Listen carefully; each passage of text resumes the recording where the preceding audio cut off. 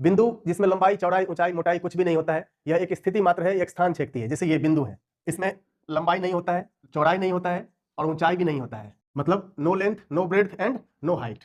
कि जब दो बिंदु अपने पास हो तब क्या होगा? तो दो बिंदु को रखिए, इस दोनों बिंदु को मिलाइए, इसको हम लोग क्या कहेंगे? रेखाखंड कहेंगे, या इसको कहते हैं हम लोग लाइन सेगमेंट। अब इस तरीके से अगर इसको मिला दिया गया तो अब क्या होगा? ये भी एक रेखाखंड ही है, इसको हम लोग कहेंगे वक्र रेखाखंड या फिर कर्व्ड लाइन सेगमेंट।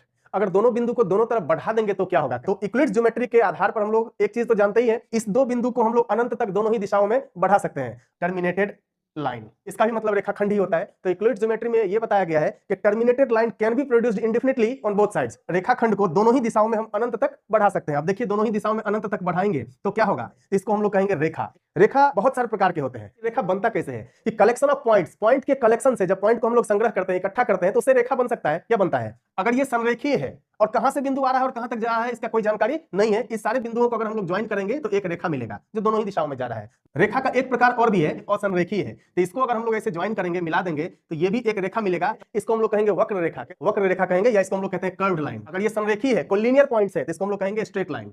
आप बच्चे की किताब में देख सकते हैं कि छोटा छोटा बहुत सारा बिंदु दिया रहता है, उस सबको मिला करके एक चित्र कहता है निकालने के लिए। तो इस तरीके से अगर इसको हम लोग ज्वाइन कर देंगे तो हो सकता है कि आम का चित्र बन जाए।